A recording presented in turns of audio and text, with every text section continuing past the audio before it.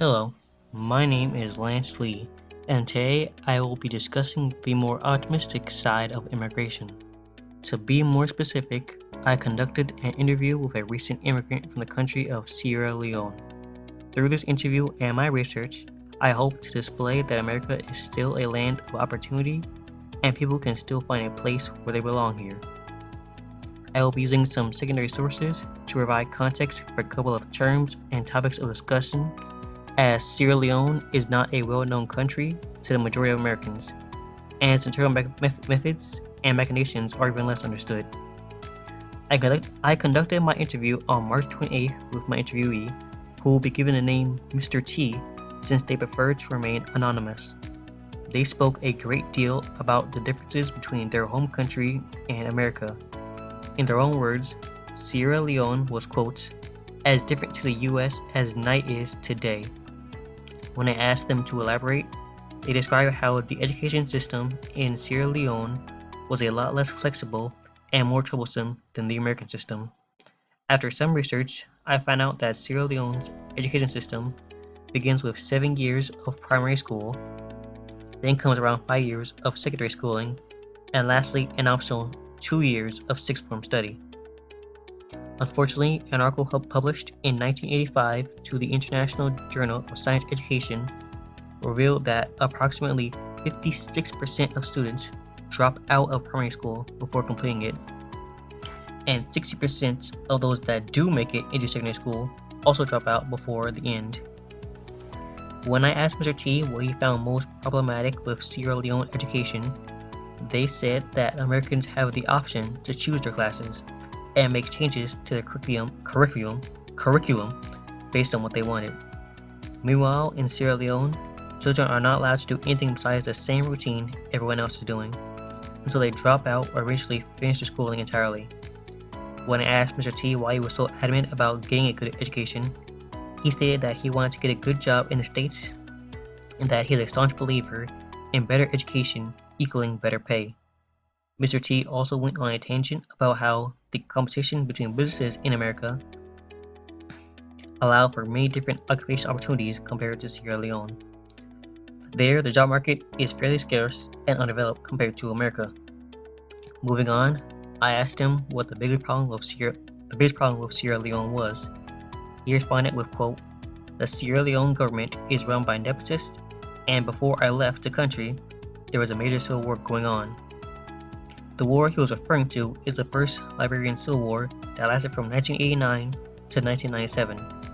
According to a research report by the Refugee, Canada's Journal on Refugees in 1997, the war had spread outside of its original country, resulting in a massive influx of refugees pouring into Sierra Leone.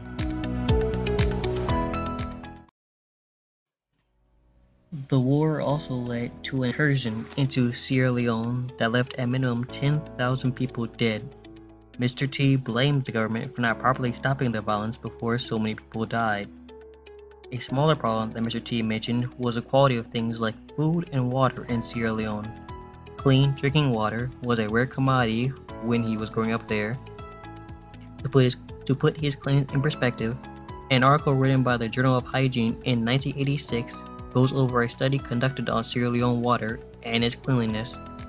The study found a decent number of harmful bacteria and some salmonella particles in the drinking water. There was even some fecal material present in the water samples taken as well. These problems will only increase during the dry season and reach a peak just before the wet season started again. In comparison to Sierra Leone, the United States takes health and cleanliness very seriously at all times.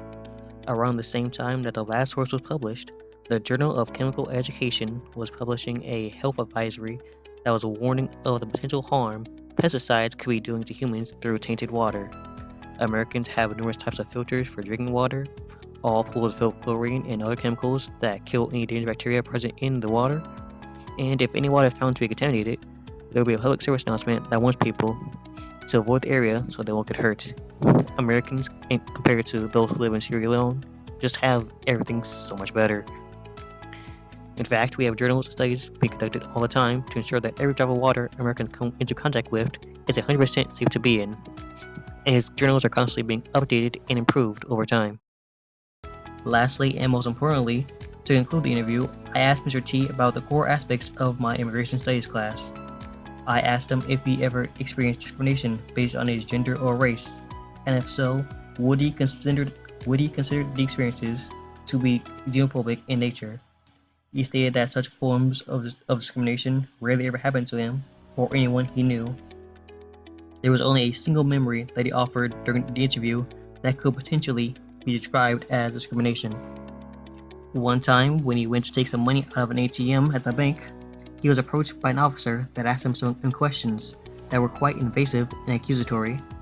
Mr. T described in great detail the confusion that he felt from the interaction, as he was a police officer himself, and knew for a fact that nothing the other officer who approached him was asking was necessary in any way.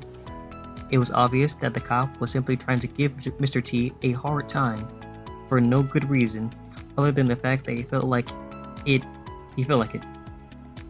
The officer eventually left Mr. T alone and sped off.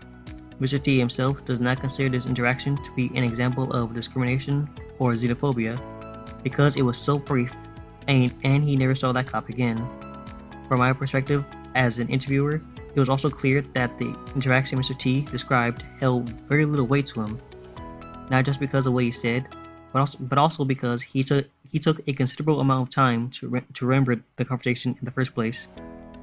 Mr. T responded much more strongly and with a lot more gusto when I inquired if he felt like he belonged here. To paraphrase what he said, Mr. T believes that he belongs here because he has been able to raise a family and live a better life in America. He has a good job that is both enjoyable and brings in a decent salary. His two children will grow up with a great education while still being free to choose their path in life. Once the path is chosen, they will be able to easily find their own jobs in their selected field without the risk of being, as he puts it, replaced by the Stein nephew of some high-ranking official. He told me that there isn't really anything major that he misses or would want to bring over from Sierra Leone, besides some aspects of culture that make communities a bit more close-knit, at least compared to disconnect of American neighborhoods. To him, immigrating to America is the best decision he ever made, and a sense of belonging is simply an easy way to encompass all the things he has come to enjoy as a citizen of the United States of America.